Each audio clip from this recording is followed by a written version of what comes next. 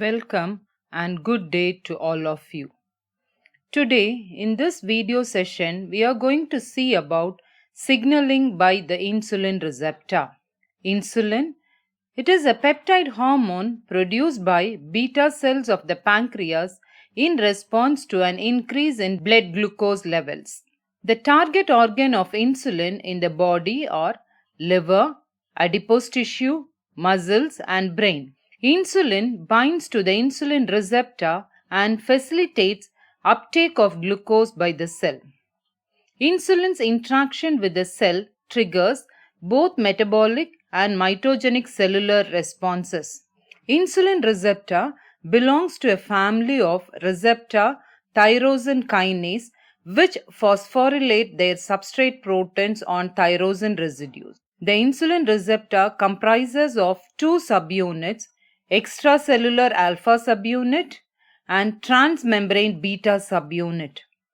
The functional receptor exists as a dimer or heterotetrameric complex, that is alpha 2 and beta 2.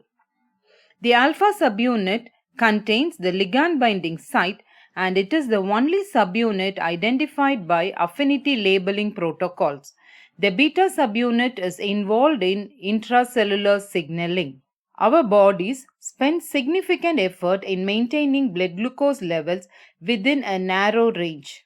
A decrease in blood glucose levels can lead a loss of consciousness and coma, as the central nervous system depends largely on glucose for its energy metabolism.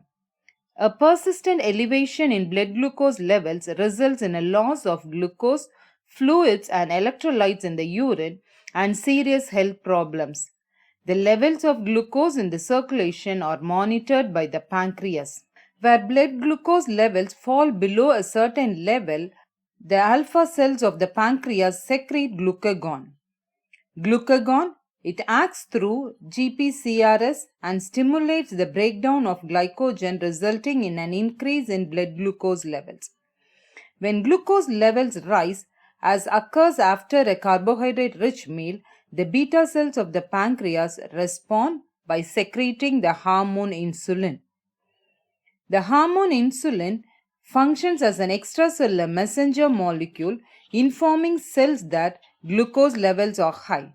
Cells that express insulin receptors on their surface, such as the cells in the liver, respond to this message by increasing glucose uptake, increasing glycogen and triglyceride synthesis, and decreasing gluconeogenesis pathway.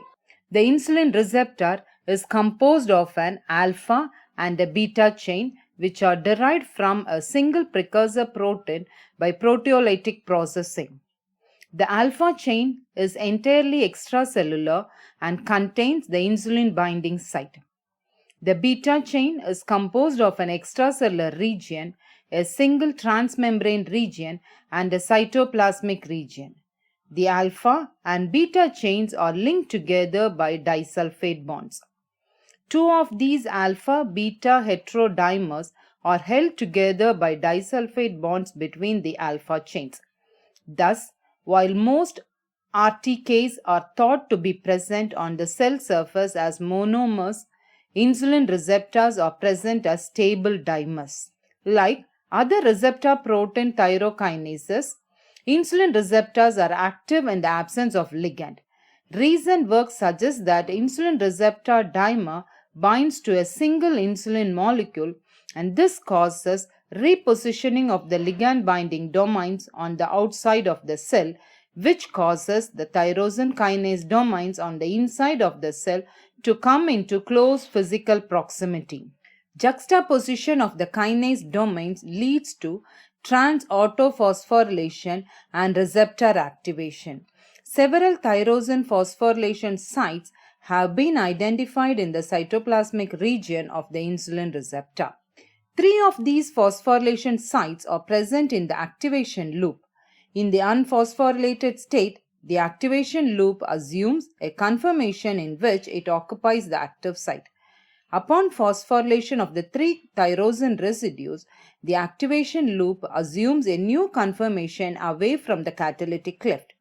This new conformation requires a rotation of the small and large lobes of the kinase domains with respect to each other, thereby bringing residues that are essential for catalysis closer together. In addition, the activation loop now leaves the catalytic cleft open so that it can bind substrates.